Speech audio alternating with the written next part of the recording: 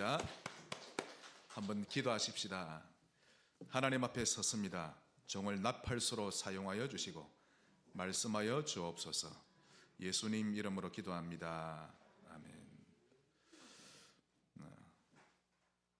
30주년을 맞이해서 지난주에 이어 요한계시록을 통해 하나님이 우리 교회에 주시는 말씀을 받고 있는데요, 이 말씀에 귀를 기울여야 합니다. 왜 자꾸 소리가 울리나요? 여러분, 교회에게 주신다라고 하니까 이 교회구나. 아닙니다. 나에게 주시는 겁니다. 자꾸만 이 교회를 남의 교회로 생각하시는데 따라합시다. 나의 교회. 내게 주시는 말씀입니다. 그래서 다음 주까지 이어질 건데요, 이제 30주년을 보내고 새롭게 나가야 하는데 이 말씀에 반드시 귀를 기울여야 합니다. 이유는 계시록 1장 1절, 요한계시록 제일 첫 번째 하시는 말씀이죠. 예수 그리스도의 계시라. 이는 하나님이 그에게 주사. 누가 주셨습니까? 하나님이. 그러니 핑계댈 수가 없는 겁니다. 반드시 속히 일어날 일을 그 종들에게 보이시려고 그의 천사를 그 종 요한에게 보내어 알게 하신 것이라. 하나님이 주신 계시이기 때문에 반드시 알아야 합니다. 요한에게 알려주시고는 그것을 교회에 알려라고 하셨는데, 교회는 성도를 가리킵니다. 이 덩치를 가리키는 게 아니라 여러분 각 개인에게 주시는 말씀입니다. 그래서 어린아이부터 노년에 이르기까지 모든 성도님이 오늘 하나님 앞에 서셔야 합니다. 이 계시가 얼마나 중요한가 하니 3절입니다. 이 예언의 말씀을 읽는 자와 듣는 자와 그 가운데 기록한 것을 지키는 자는 복이 있나니 때가 가까움이라. 말세가 됐다는 뜻인데 읽기만 해도 복이 옵니다. 하나님의 복. 듣기만 해도, 지키기만 해도 복이 있는 것인데 새겨 들어야 합니다. 듣고 싶지 않다고 외면해도 되는 말씀이 아니죠. 반드시 귀를 기울이고 새겨 들어야 합니다. 본론 첫 번째로, 캄캄한 교회. 자, 여러분, 지금 소아시아 7교회가 그 당시에 있었습니다. 그러나 이 소아시아 7교회의 편지를 보내면서 앞으로 시대별로 이런 일들이 일어날 것이다라고 주님이 예언을 하신 내용이 이 요한계시록입니다. 오늘은 두아디라 교회죠. 그래서 본문 18절, 두아디라 교회의 사자에게 편지하라. 그 눈이 불꽃 같고 그 발이 빛난 주석과 같은 하나님의 아들이 이르시되. 여기 하나님의 아들 예수님의 모습이 나옵니다. 그 눈이 불꽃 같고 빛을 발하고 있죠. 이유는 시대적으로 너무 어두워졌기 때문입니다. 주님이 폼 잡으려고 눈에다가 로봇 태권브이처럼 광선을 발휘하신 게 아니고 너무 어두웠기 때문에, 이제 계속 나오겠습니다만은, 그래서 시대가 너무 어두우니 밝히기 위해서 그러신 것입니다. 두아디라 교회는 너무 어두운 교회였죠. 하나님의 영광에서 너무 멀리 떠나 있었던 것입니다. 또 그 발이 빛난 주석 같은, 주석은 놋을 말하는데 놋은 언제든지 심판을 의미합니다. 즉 불꽃 같은 눈으로 구석구석 살펴보시면서 놋과 같은 발로 딱 서서 심판하실 것을 의미하는 것입니다. 두아디아 교회는 진리에서, 영광에서, 어려움에서 멀리 떠나 캄캄한 교회가 되었는데 하나님의 심판을 받을 수밖에 없는 처지에 놓였던 것입니다. 성지교회만이라도 하나님이 원하시는 교회가 됩시다. 우리만이라도 정말 하나님 원하시는 교회 되어야 안 되겠습니까? 올해가 넘어가기 전에. 그래서 이 두아디라라는 말의 뜻은 계속해서 제사 지낸다라는 뜻입니다. 성당에서는 예배를 미사라고 하죠. 그 미사 말 자체가 계속해서 제사 지낸다라는 뜻입니다. 주님이 이런 일이 일어날 줄 미리 아시고 소아시아의 두아디라는 이름으로 짓게 하신 겁니다. 자, 그러면 이렇게 계속 예배를 드렸음에도 불구하고 주님은 왜 교회를 향해 심판하는 자세를 갖추실까요? 자, 이 두아디라 앞 시대에 있었던 교회가 무슨 교회입니까? 버가모 교회. 그 버가모 교회의 니므롯 종파가 완전히 강했죠. 그 영향을 교회가 받아가지고 세상과 타협한 교회가 딱 되었는데, 이 복음에 바벨로니아 이 종교 사상이 혼합된 겁니다. 그래서 마리아가 아기를 탁 안고 있는 그 사진 있죠? 그게 니므롯 종파에서 나온 겁니다. 자, 바벨론 종교의 핵심 인물이 니므롯입니다. 그런데 니므롯이 죽자 그의 아내 세미라미스가 자기 갓난 아기를 높입니다. 니므롯이 다시 부활해서 그 영이 이 아이에게 들어갔다고. 그러면서 이 아이가 구세주라고 하는 거 있죠. 그리고는 자기가 아기를 구세주를 안고 있는 그림을 딱 그리겠는데 그게 이제 천주교에 완전히 그 그림이 대를 이어서 전파된 것입니다. 그것이 복음과 바빌로니아 종교를 희석시킨 니무롯 종파였던 것입니다. 이 사상이 소아시아 전체를 뒤덮었죠. 그때부터 교회는 몰락하기 시작하는데요, 급속히 몰락합니다. 시대가 완전히 어두워져 버린 것입니다. 그래서 바벨론 종교와 교회가 타협하자 이제는 예수님은 아무 힘 없이 마리아 품에 안긴 것으로 사람들에게 인식되기 시작합니다. 사단이 얼마나 간계하고 발칙한지 모릅니다. 그러니 이후로 교회마다 성자 예수님을 표현할 때는 만왕의 왕이여 만주의 주 되신 예수, 하늘과 땅의 권세 가지신 예수가 아니라 언제나 마리아 품에 안긴 나약한 아기로만 표현되어 있었는데, 그러니 사람들이 딱 볼 때 아기 예수보다 어머니가 더 크게 위대하게 보이는 거 있죠. 이 시각적 효과가 보통이 아닌 것입니다. 그러니 마리아를 더 숭배하게 된 것이죠. 그래서 아기 예수께 가려면 그 어머니에게 먼저 가야 한다, 이게 사람들 머릿속에 완전히 입력되기 시작했습니다. 그러면서 마리아에게 성모라는 호칭까지 지어줬죠. 신의 어머니라고, 거룩한 어머니라고. 그래서 어머니 마리아여 우리를 불쌍히 여기소서, 성모 마리아여 우리의 기도를 들어서 아기 예수께 말씀하셔서 응답되게 해 주옵소서. 마리아를 통하는 기도를 합니다. 예수님은 마리아 품에 안겨서 별 볼 일 없는 존재로, 그 어머니가 시키는 대로 하는 힘없는 그런 존재로 인식되었죠. 완전히 사단 승리인 것입니다. 여러분 조선시대 보십시오. 그 왕이 죽으면 그 아들 왕자가 왕위를 이어받는데 왕자가 너무 어리면 그 어머니가 대리 청정합니다. 그 모습을 그대로 본딴 것이 사단이 한 짓이죠. 예수님보다 마리아를 더 집중시킨 것은 복음의 본질에서 완전히 벗어나는 겁니다. 하나님이, 예수님이 이걸 얼마나 책망하신지 모릅니다. 소아시아 고시대 때 이미 앞으로 일어날 일을 아시고 말씀하신 거죠. 예수님을 마리아 품에서 해방시켜야 합니다. 사람들 머릿속에서 마리아를 빼내야 합니다. 절대적으로 빼내야 합니다. 물론 저도 마리아 존경합니다. 한 여인으로 결혼도 안 했는데 약혼만 했을 뿐인데 아이를 가졌다고 완전히 죽임을 당할 수도 있었죠. 그러나 주님의 심부름인 줄 알고 그는 순종했던 겁니다. 존경할 만한 인물이지만 그리스도는 아닙니다. 반드시 사람들 머리에서 마리아 빼내야 합니다. 어째서 만왕의 왕 만주의 주 되신 예수 그리스도가 한낱 피조물 사람에 불과한 마리아 품에 안겨서 응애하고 그런 나약한 존재란 말입니까? 성경 어디에 그런 구절이 있습니까?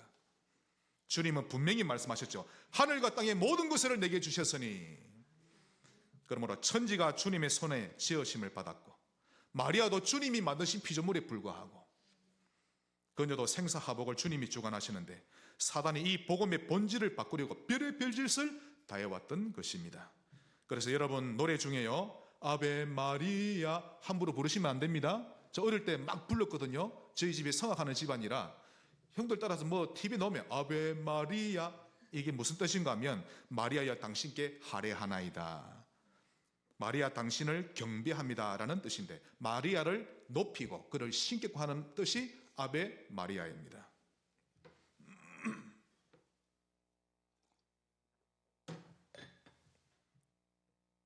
전 세계 성당 입구에 가보십시오. 성당에 딱 정문 들어가면요, 바로 건물 입구 앞에 하얀 마리아 상이 있습니다. 거기에 반드시 합장하고 고개 숙여 절한 이후에 건물 안으로 들어가죠. 그것은 불상 앞에 절하는 것과 똑같고 돼지머리 갖다 놓고 고사 지르는 것과 똑같습니다.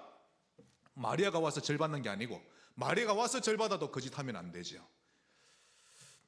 절대로 그러면 안 됩니다. 귀신이 역사합니다. 만일 여러분 가운데 이 종교를, 남의 종교를 비난하나 그리 들은 분은 영적인 것을 지금 이해를 못하신 겁니다. 절대적으로 하나님 외에는 그 무엇에도 숭배해서는 안 되고 구원자로 받아들여서는 안 됩니다. 그것이 자자손손 망하는 길입니다. 귀신이 엄청 역사합니다. 그래서 하나님은 말씀하셨죠. 너를 위하여 새긴 우상을 만들지 말고 절하지도 말며. 여러분 한번 조사해 보십시오. 아주 독실한 천주교 가정일수록 영적 문제 심각한 가정 너무 많습니다. 이유는 독실한 천주교 집안일수록 그 집안에 우상들을 얼마나 많이 두는지 모릅니다. 마리아상, 성 베드로상, 성 야고보상, 성 바오로상, 얼마나 많이 두는지 모릅니다. 우리 주일학교 다빈이가 할머니가 다빈이 데리고 까빠이 이제 803 까빠이에 올라갔답니다. 딱 가가지고 거기 이제 올라가 보셨습니까? 돌멩이에 가스 모양으로 딱 돼가지고 불상이 있습니다. 할머니는 절하려고 폼 잡고 딱 절을 하는데 애가 안 보이는 거 있죠. 뒤에 보니까 다빈이가 다 이리 돌아가는 거예요. 다빈아, 니도 절해야지. 안 돼요. 그 우상 숭배예요. 얘는 제대로 복음 들어간 겁니다. 어른이 애만도 못하죠. 그 말 듣는데 저는 속이 얼마나 후련하고 시원하든지. 그 애 때문에 그 가문이 사는 겁니다, 여러분. 지금 제가 남의 종교를 말하는 게 아닙니다. 석가모니는 정말 존경할 자입니다. 위인이죠. 구주는 아닙니다. 그도 복음을 알지 못해 방황했는데 하시아 솔에 오도무유 지덕냐 말을 남겼죠. 언젠가 예수가 오시면 내가 깨달은 돈은 기름 없는 등과 같구나. 진실한 분입니다. 가나 혼인잔치에 포도주가 떨어졌을 때 마리아가 예수님께 와서 말합니다. 포도주가 떨어졌다고. 그때 예수님이 말씀하시기를 요한복음 2장 4절 여자여 나와 무슨 상관이 있나이까 내 때가 아직 이르지 아니하였나이다. 아니 감히 어머니께 여자여 했으니 이건 뭐 누가 봐도 불효막심한 자로 보일 수밖에 없죠. 그런데 아닙니다. 이것은 행여나 사람들이 예수님께 부탁하지 않고 거의 어머니께 부탁하면 어머니 마리아가 예수님께 가서 말하고 우리 응답이 더 잘 될 것이다 라는 인식을 심어줄 여지가 조금이라도 있을 수 있기 때문에 주님이 이미 하시고 여자여라고 하신 것입니다.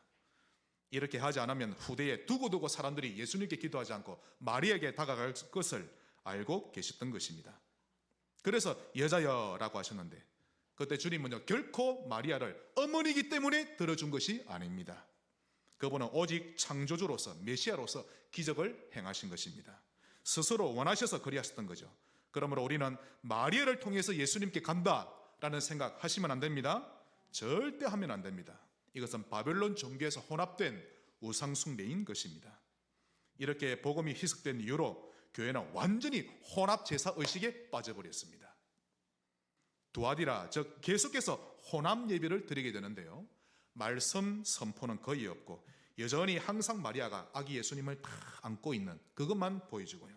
거기에 촛불을 켜놓고 각종 형상을 모셔다 놓고 마리아에게 찬양하며 기도하는 것을 끊임없이 해왔던 겁니다. 그러니 시대는 어두워질 대로 어두워져 버렸죠. 그래서 주님이 불꽃 같은 눈으로 오셨고 다시는 불꽃 같은 눈으로 안 오셔도 되도록 우리 교회가 만들어야 합니다. 근데 주님은 너무 시대가 어두우니 눈에는 불을 켜셨고 바른 빛난 주석으로 심판할 자세로 서 계셨던 것입니다.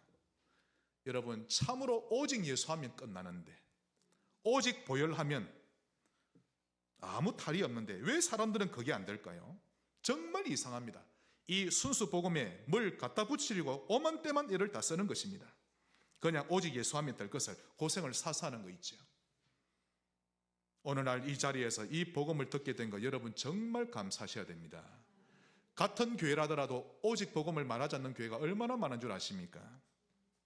자, 이 두아디라 시대는 주후 591년에서 1517년까지를 의미합니다. 소아시대 때 있었지만 앞으로 이런 시대에 591년부터 1517년 즉 루터가 종교개혁을 일으킨 그때까지를 두아디라 시대로 주님이 암시하신 것입니다. 자, 이 시대는요 그야말로 복음이 완전히 가톨릭화 되어서 혼합 복음이 단독 질주하던 시대였습니다. 복음은 거의 사라졌죠. 천주교 내부의 부패와 타락은 극에 달했습니다. 원래 천주교란 게 없는데 이때 천주교라고 형성되기 시작한 겁니다. 자, 주후 600년 이전까지는 그나마 교회가 영적 분위기가 살아있어서 교회 안에 이 복음도 좀 전달되고 합심기도, 집중기도, 또 성령 받기도 하고 예배시간 뜨겁기도 하고 방언 받기도 하고 그랬었습니다. 본문 오늘 19절에 내가 너의 사업과 사랑과 믿음과 섬김과 인내를 아노니 내 나중 행위가 처음 것보다 많도다. 아직까지는 복음에 대한 행위가 살아있을 때입니다.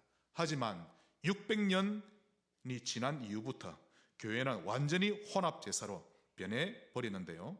더 이상 집중기도 하는 것도 없어졌고 복음 말하는 거 없어졌고 성령 충만에 대해서는 전혀 언급되지 않았고 1200년대에는 교황이 평신도는 성경을 읽지 말라 금했습니다. 그때부터 성경을 닫아버렸죠. 그러니 성경에서 이게 맞는지 틀리는지 평가할 수도 없었던 겁니다.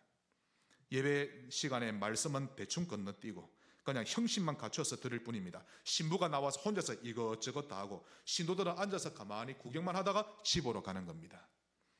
예배가 완전히 불이 꺼진 겁니다. 그때부터 성령의 역사가 완전히 사라졌는데요, 믿음으로 말미암아 어렵다함을 얻는다는 이 복음 사상이 없어져 버렸습니다. 다시 말해서 선한 일을 행해야 구원받고 미사만 잘 지내면 만사형통하는 걸로 번져나가기 시작한 것입니다. 그래서 큰 두 번째로 회개하라. 30주년을 맞이해서 하나님 앞에 서시기를 바랍니다. 지난주 말씀과 오늘 말씀, 다음 주까지 이 말씀을 잘 받으시고 내 개인은 어떻게 하나님 앞에 서야 하는지를 우리가 눈치를 채야 합니다. AD 590년에 로마 교황 그레고리 1세가 교회 전체 권력을 차지합니다. 자, 여러분, 이전까지만 하더라도 초대 교황을 베드로로 칭하고서는요 천주교가 이어졌다고 하지만 아닙니다. 자, 590년 되기 이전에는 그래도 지역별로 제가 알기로 한 5, 6 감독들이 있었습니다. 그런데 로마의 국교를 기독교로 만들고 로마의 기독교가 힘이 셌죠. 그래서 로마의 교황이 한 명 나와야 한다라고 해서 모든 교황을 하나로 만든 겁니다. 그래서 AD 590년에 로마 교황 그레고리 1세가 사실 초대교회 교황으로 서게 된 것이죠.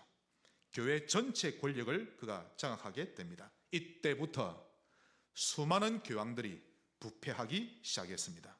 예를 들어 904년에서 911년까지 있었던 세르기우스 3세는요 악명 높은 창녀 마로지에와 함께 살면서 사생아들 많이 키웠고 그들을 자기 후대 교황 또 추기경이 되도록 만들었습니다. 어떤 교황은 임질과 매독에 걸려서 그거 치료한다고 정신이 없었죠. 오늘 본문 20절입니다. 그러나 내게 책망할 일이 있노라. 자칭 선지자라 하는 여자 이세벨을 내가 용납함이니 그가 내 종들을 가르쳐 꿰어 행음하게 하고 우상의 제물을 먹게 하는도다. 한번 보십시오. 주님이 앞으로 되어질 일을 이미 아시고 시아 시대 때 이미 경고하고 계신 것입니다. 이세벨은 누구죠? 이 두아디라 교회에 이세벨이라는 어떤 여선지자 있긴 있는데 이세벨은 아합의 아내입니다. 그녀가 여러분 북이스라엘 더 위쪽에 해변가 쪽에 드로와 시돈인데 거기에 딸이 공주가 이세벨입니다. 그녀가 아합 왕에게 시집 올 때 수백 명의 이 바알과 아세라 그 제사장들을 데리고 왔죠. 그 신상 가지고 오고 열렬한 우상 숭배자였습니다. 그래서 북이스라엘 하나님의 백성들을 우상 숭배와 음란으로 몰아갔던 여인이었는데 두아디라 교회가 이 이세벨이 했던 짓을 똑같이 하고 있었던 것입니다. 이때 하나님이 돌이킬 기회를 주십니다. 그럼에도 불구하고 그 교회는 돌이키질 않았죠. 21절 또 내가 그에게 회개할 기회를 주었으되 자기의 음행을 회개하고자 하지 아니하는도다. 사람은 누구든지 잘못할 수 있습니다. 여러분, 크게 잘못할 수 있고요 크게 무너질 수도 있죠. 하지만 돌이키면 됩니다. 그러면 됩니다. 그런데 대부분이 돌이킬 줄 모릅니다. 그래서 주님이 말씀하십니다. 회개하라고. 중요한 것은 지금 주님이 육신적인 음란뿐만 아니라 영적인 음란도 동시에 같이 언급하고 계심을 반드시 기억하셔야 합니다. 왜냐하면 이 음란이 결국 우상 숭배와 영적인 간음까지 가기 때문입니다. 요즘 우리 교단도 그러하죠. 주변에 육신적으로 음란에 빠진 사람들을 욕하고 용서 못하고 그러는데 그 이전에 우리 자신을 돌아봐야 합니다. 우리 자신은 영적인 음란함이 없는지 반드시 돌아봐야 하는데요, 예배보다 더 세상을 사랑하진 않았는지, 하나님 눈치 보기보다 가족 눈치나 사람 눈치를 더 보고 있진 않은지, 하나님보다 돈을 더 사랑하진 않았는지, 또 자식을 더 사랑하진 않았는지, 그건 역시 엄연히 영적으로 음란한 행위인데 반드시 돌아봐야 합니다. 마태복음 10장 34절로 36절 예수님이 말씀하셨죠. 내가 세상에 화평을 주러 온 줄로 생각하지 말라. 화평이 아니요 검을 주러 왔노라. 내가 온 것은 그 사람이 그 아버지와 딸이 어머니와 며느리가 시어머니와 불화하게 하려 함이니 사람의 원수가 자기 집안 식구리라. 이 말씀 이해를 잘 하셔야 됩니다. 가족관계 깨야 됩니까? 그 말이 아니죠. 마귀가 여러분이 믿음으로 살려고 하면 여러분의 가족을 이용해서 여러분의 믿음을 빼앗아 간다는 뜻입니다. 가족이 나빠서 그런 것이 아니라 가족들이 영적인 힘이 없으니 마귀가 그들을 이용해서 여러분의 믿음을 빼앗아간다는 뜻이죠. 그러므로 가족의 눈치를 볼 것이 아니라 하나님의 눈치를 봐야 하는 것입니다. 하나님께 맡기고 믿음으로 살 줄 알면 됩니다. 하나님께 맡기세요. 그러면 하나님이 손볼 것은 손보시고 온전하게 인도해 가시는 것입니다. 그런데 너무 많은 신자들이 이렇게 할 줄 모르죠. 말씀 따라가지 않고 사람을 따라가는데요, 결국 마귀의 계략에 다 넘어가는 것입니다. 제가 목회 벌써 지금 30년 가까이 됩니다. 얼마나 많은 성도가 따라가는지 모릅니다. 그래서 37절, 제가 좋아하는 구절입니다. 아버지나 어머니를 나보다 더 사랑하는 자는 내게 합당하지 아니하고 아들이나 딸을 나보다 더 사랑하는 자도 내게 합당하지 아니하며 합당치 않습니다. 마가복음에도 나오죠. 복음을 위하여, 나를 위하여 집이나 아버지나 어머니나 자식이나 전토나 버릴 수 있는 자는, 버리는 자는 100배나 받되 핍박을 겸하여 받고 내세 영생을 얻지 못할 자가 없느니라. 가족을 버리라는 말이 아닙니다. 가족을 위해서는 늘 기도하고 나는 복음의 생을 거는 겁니다. 여러분, 하나님이 책임진다니까요. 한마디로 눈에 보이는 환경만 보고 판단하며 살지 말고, 그러면 여러분 지치고 힘듭니다. 하나님께 맡기고 믿음으로 가면 됩니다. 진짜 하나님을 믿으세요. 하나님 어디 계십니까? 자, 한번 가르쳐 보세요. 따라합시다. 내 안에, 여러분 안에 계십니다. 하나님이 죽으셨습니까? 그 하나님은 우리의 생사하고 우리의 목을 쥐고 계시는데 그 하나님을 인정하셔야 합니다. 그런데 평상시 은혜 생활을 안 하니 누가 이 말하면 이런 거 하고 저 말하면 저런 거 하고, 그게 무슨 신자입니까? 신자란 하나님을 믿는 사람을 말하는 겁니다. 교회를 다니는 사람이 아니라 하나님을 믿는 사람을 말하죠. 그러므로 하나님을 믿고 그분의 말씀을 믿으면 됩니다. 그냥 말씀을 있는 그대로 믿으세요. 그리고 생명 걸고 충성하세요. 여러분, 제가 예언합니다. 갈수록 핍박 시대 옵니다. 왜? 계시록을 보니까 7교회를 보니까 그대로 가게 돼 있는 겁니다. 핍박 시대 옵니다. 반드시 옵니다. 그러므로 목숨을 걸어야만 하나님을 믿을 수 있을 겁니다. 대충 취미생활 하듯이 해가지고는 제대로 신앙생활 하기 어려울 겁니다. 사실 대충 신앙생활 하면서 사는 것이 여러분 더 어렵습니다. 더 골치 아프고 더 갈등이 오고 더 머리 아프고 복잡하고 힘들죠. 차라리 생명 걸고 믿음으로 사는 것이 더 행복하고 단순하고 쉬운 것입니다. 믿음으로 사는 신자 되시기 바랍니다. 예수님만 보세요. 여러분을 구원한 예수님만. 뭐가 두렵습니까? 지금 주님께서 교회를 향해 너무도 행복하고도 쉬운 신앙생활을 알려주고 계십니다. 첫째, 첫사랑을 회복하라. 두 번째, 그리스도를 믿는 너희는 실상 부요한 자니 걱정하지 말라. 그러니 시련이 올지라도 죽도록 충성하라. 생명의 면류관을 너희에게 주리라. 세 번째, 교회 안에 딴소리하는 사람 많아질 것이다. 이런 교훈 저런 교훈 따르지 말라. 오직 그리스도로 결론 내며 살아라. 네 번째, 오늘 말씀 주시죠. 너무 캄캄해졌다. 마귀가 사람들을 활용하고 가족을 활용해서 너희들을 육신적인 엄난과 영적인 엄난에 빠뜨리는데 회개하고 돌이켜라 말씀하고 계십니다. 돌이키지 않으면 어떻게 됩니까? 오늘 본문 22절 23절, 볼지어다 내가 그를 침상에 던질 터여. 이 말은 병에 걸린다는 겁니다. 침상에서 일어나지 못하게 만드는 뜻이죠. 또 그와 더불어 가난 많은 자들도 만일 그의 행위를 회개하지 아니하면 큰 환난 가운데 던지고 또 내가 사망으로 그의 자녀를 죽이리니 모든 교회가 나는 하나님의 뜻과 사람의 뜻과 마음을 살피는 자인 줄 알지라. 내가 너희 각 사람의 행위대로 갚아주리라. 보세요. 돌이키지 않으면 두 가지 옵니다. 큰 시련, 환난 가운데 던지고 자녀들을 죽음 가운데로 이끌고 가겠다라고 하십니다. 육체적인 엄난이든 영적인 엄난이든 돌이키지 않으면 그리 된다는 것입니다. 그러니 돌이키기만 하면 됩니다. 하나님 돌이킵니다. 그게 회개죠. 오늘보다 새롭게 출발합니다. 그러면 끝나는 겁니다. 또 말씀 보시면요, 모든 교회가 나는 사람의 뜻과 마음을 살피는 자인 줄 알리라. 보세요. 모든 교회에게 지금 외치는 말씀인 것입니다. 여러분 모두에게. 하나님의 지혜는 뛰어나거든요. 무궁무진합니다. 모든 성도에게 들을 수 있도록 이렇게 말씀을 주신 것입니다. 그래서 25절, 다만 너희에게 있는 것을 내가 올 때까지 굳게 잡으라. 여러분 속에는 받은 말씀이 분명히 있습니다. 그걸 굳게 잡으세요. 눈에 보이는 환경 잡지 말고 말씀을 잡으세요. 그래야 하나님이 여러분에게 밝은 미래를 허락하시는 것입니다. 환경 따라가면 죽습니다. 가족이 죽는데 특히 자식이 죽고 또 경제가 죽고 영적으로 완전히 죽어버립니다. 하나님을 믿고 말씀을 믿으시기를 축원합니다. 이렇게 할 때 받을 영광이 있습니다. 그게 26절입니다.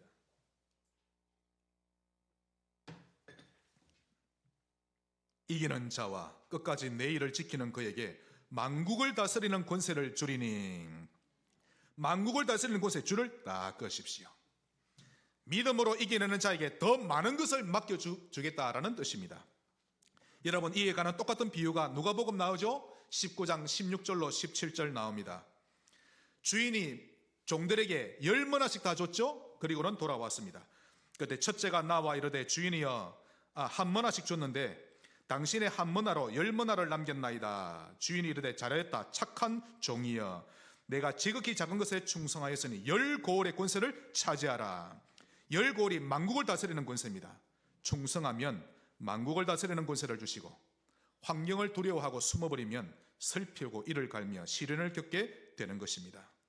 여러분의 미래는 주님께 맡기고 주님의 눈치를 봐야 하고 주님의 인도를 받을 줄 알아야 합니다. 그럼 됩니다.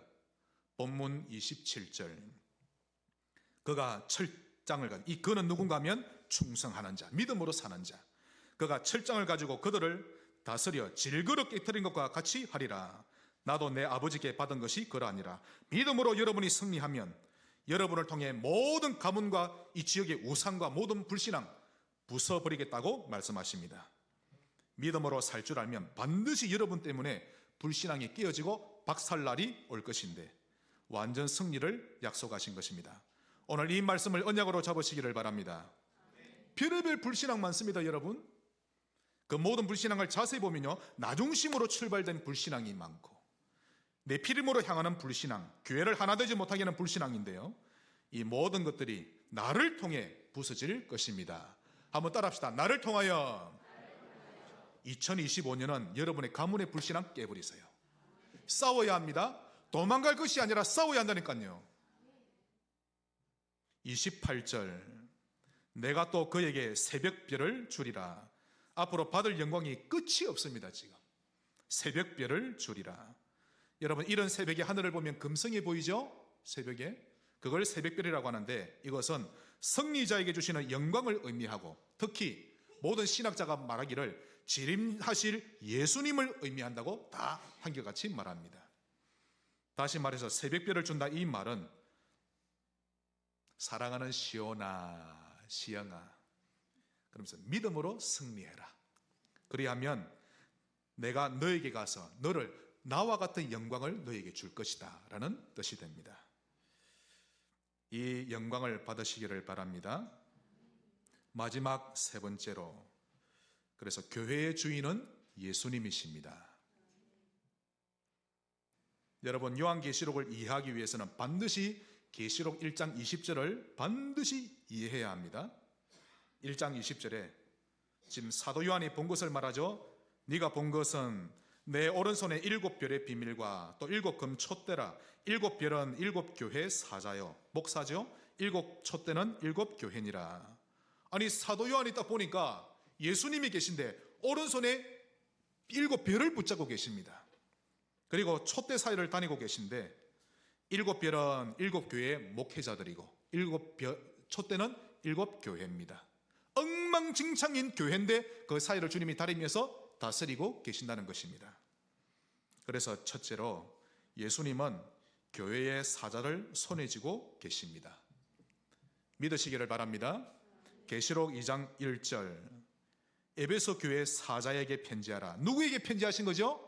에베소 교회 목사에게 편지하십니다. 그래서 오른손에 있는 7별을 붙잡고 주님은 교회의 목회자를 붙잡고 계십니다. 그러므로 목사는 흔들릴 필요가 없는 겁니다. 여러분, 목사는요, 수도 없이 무너질 일이 많습니다. 매주마다 그러합니다. 교회 일도 그러한데 집에 오면 또 머리 스팀이 올라가는 일이 많고, 또 시찰도 보면요, 제가 잘했다는 게 아닙니다.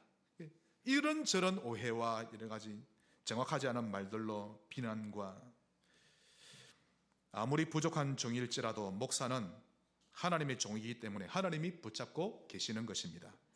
그러므로 여러분 잘 아셔야 됩니다. 성경대로 말씀드립니다. 원래 주의 종은 대통령 선거하듯이 선거에서 세우는 것 아닙니다. 예수님이 성령의 도우심을 받아 직접 세우시는 것인데요. 그러므로 주의 종을 두고 성도들이 왈가왈부하는 것 위험하고 어긋난 일입니다. 하나님께 다 맡기셔야 돼요. 하나님의 종이기 때문에 하나님이 폐하기도 하시고 세우기도 하십니다. 그래서 성경에서는 내가 기름 부은 종을 손대지 말라 경고하셨죠. 역대상 16장 22절.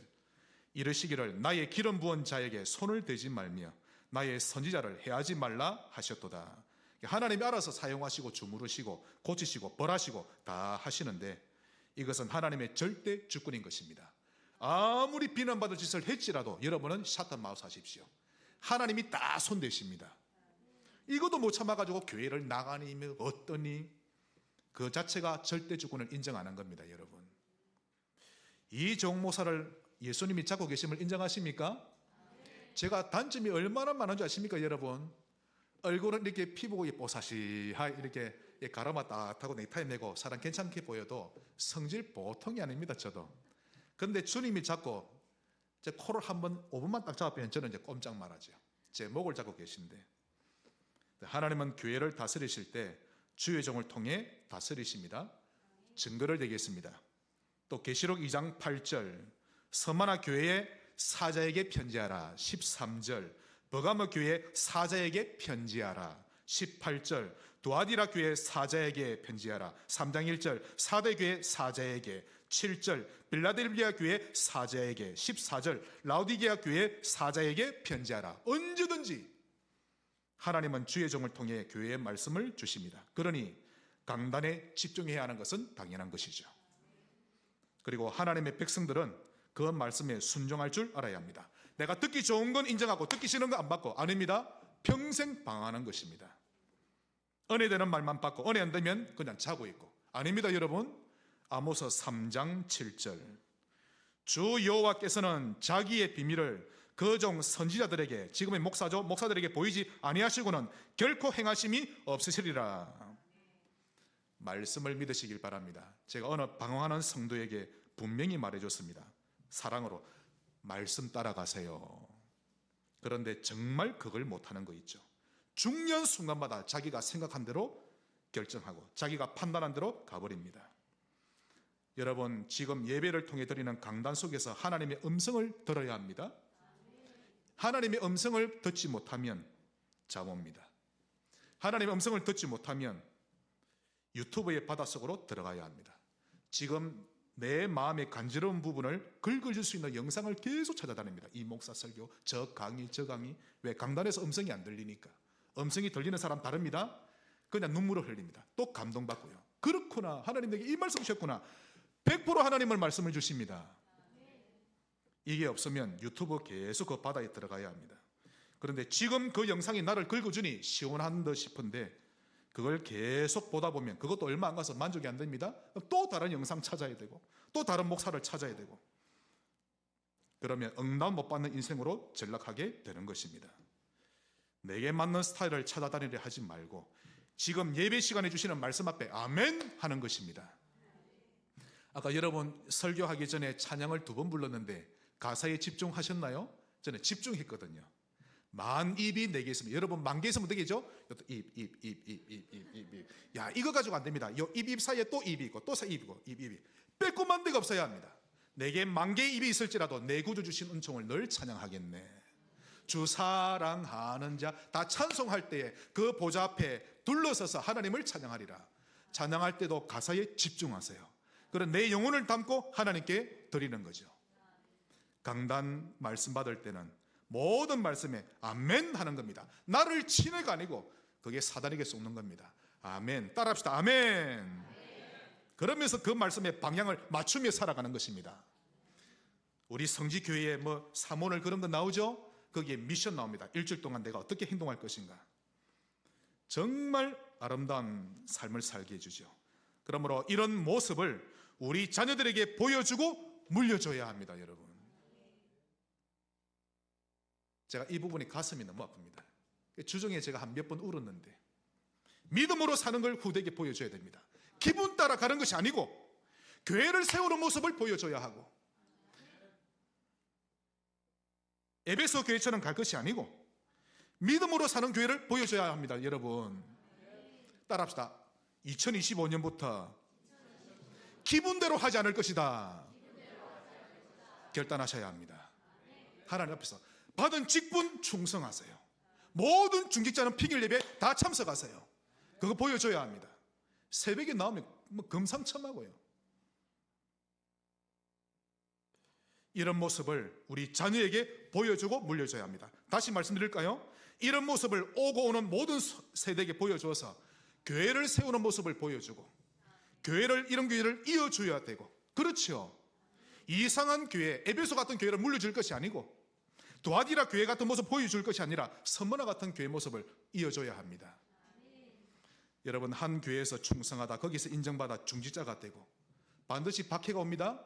거기서 큰 시련과 박해가 왔을 때 교회와 성도를 위해 중직자가 생명 걸고 지키는 중직자가 되었다면 그는 정말 성공한 인생이 되는 것인데, 착하고 충성된 종아 칭찬받는 것입니다. 그리고 생명의 면류관을 얻게 될 것입니다. 예수님이 이런 자를 찾고 계시거든요. 지금 우리의 모습이 올바른 모습이 아닙니다. 여러분, 갱신해야 합니다. 30주년을 맞이해서 또한 2025년을 이제 며칠 앞두고 여러분의 신앙생활 패턴을 올바르게 갱신하시길 바랍니다. 예수님은 교회 사역을 다니고 계십니다. 다시 계시록 2장 1절을 보겠습니다. 에베소 교회 사자에게 편지하라. 오른손에 있는 7별을 붙잡고 7 금촛대 사이를 거니시는 이가 이러시되, 주의 종을 오른손에 딱 붙잡고 교회를 건들고 계십니다. 목사를 마주 흔듭니다. 목사는 멀미 안 납니다. 흔듭니다. 성도들이 멀미나게 해서 그렇지. 주님이 성도 한 사람 한 사람을 건들고 계심을 믿으시기를 바랍니다. 따라합시다. 나도 주님이 거니신다. 믿으셔야 합니다, 여러분. 다시 말해서 교회의 주인은 예수님이십니다. 여러분의 주인이 예수님이란 뜻이죠. 조금 아파도 교회로 나오세요. 예배 때 정말 죽을 만큼 되면 안 나오셔야 됩니다. 웬만큼 아파도 교회로 나오세요. 하나님 옆에 중심을 들어야 합니다. 교회의 주인, 나의 주인은 예수님이시죠. 그러므로 우리가 주인 행세를 하면 안 됩니다. 다른 교훈을 따라가서도 안 되고, 예수님을 주인으로 인정하고 예수님의 지도를 잘 받아야 하는데, 이런 신자가 되시길 바랍니다. 교회는 회사가 아니고 어떤 공공기관과 다릅니다. 절대적으로 다릅니다. 이익에 따라 움직이는 곳이 아니라 하나님이 직접 하나님의 백성들을 모아서 불러 모으신 곳이 교회입니다. 그러므로 교회 안에서 여러분의 것 주장하지 말고 예수님 말씀 따라가면 되는 것입니다. 예수님을 여러분의 진짜 주인으로 인정하고 모셔드리세요. 자, 한 교회를 제가 미리 소개해드립니다. 7교회 가운데 제일 마지막 교회가 어떤 교회죠? 라오디게아 교회. 나중에 3장 끝부분에 나옵니다. 이 마지막 때 등장할 대표적인 교회로 주님이 예언하셨죠. 근데 이 교회가 민주주의 교회입니다. 이런 시대가 분명히 온다는 겁니다. 타락한 마지막 교회의 모습이 교회도 민주주의식으로 해야 한다라고 주장하죠. 즉, 주님의 주권은 제껴놓고 절대적으로 그런 건 모르겠고, 교인들이 모여서 교인들에 의해서 진행되고 집행되어져야 한다라고 주장하는 교회가 늘어날 것이다 라고 2000년 전에 예언하신 것입니다. 즉, 하나님의 종을 세우는 것도 민주주의 방식대로 하고, 중직자 세우는 것도 민주주의 방식, 교회의 모든 일도 민주주의 방식으로 하자. 새벽에 기도 안 해도, 평소 기도 안 해도 민주주의식으로 다수결로 하자라고 하죠. 여러분, 라오디게 할 때 라오가 백성이란 뜻입니다. 민주주의 민자가 백성 민자죠. 이것은 마지막 말세 때 교회가 어떤 모습으로 변질될 것인지 주님이 미리 보여주고 계시는 것입니다. 그러므로 주님의 권세와 위엄은 다 제껴버리고 민주주의로 하자라고 하죠. 그래서 복음으로 탐나지 않은 사람은요, 이 민주주의 말이 얼마나 기분이 좋은지 모릅니다. 빠져버리죠. 민주주의 하면 너무 쉽게 이해되고 달콤하게 들리는데, 당연하게 들리는데, 신본주의, 하나님 중심으로, 믿음 중심으로 이러면 이해가 안 됩니다. 달콤하기는커녕 쓰기만 하게 되죠. 그러므로 처음 예수 믿는 분들에게 복음을 계속 알려야 합니다. 하나님의 주권 가르치고, 신본주의 가르치고, 믿음으로 사는 걸 가르치고, 특히 성령의 역사를 알려줘야 하는 것입니다. 그만큼 이게 중요합니다. 근데 사람들은 나중심이라는 게 깊이 중독되어 있기 때문에 나의 주인을 예수님으로 모시기가 쉽지 않죠. 한번 따라 합시다. 예수님은 우리의 주인이십니다. 결론 맺겠습니다. 우리 성지교회에게 하나님이 원하시는 진정한 모습은 열왕기상 19장 18절입니다. 그러나 내가 이스라엘 가운데 7,000명을 남기리니, 숨은 자들이죠. 다 바알에게, 우상에게 무릎 꿇지 아니하고 다 바알에게 입맞추지 아니한 자니라. 생명 근자입니다. 오직 복음, 오직 교회로 결론 내는 성도 되시기를 바랍니다. 오른손에 7 주의 종을 붙잡고 교회를 거니시는 예수님과 동행하는 성도 되시기를 주 예수 이름으로 축원합니다. 하나님 감사합니다. 성령이 하시는 말씀에 귀를 기울이게 하시고 마지막 때에 하나님이 쓰시는 교회로 이 교회를 사용하여 주옵소서. 예수님 이름으로 기도합니다. 아멘.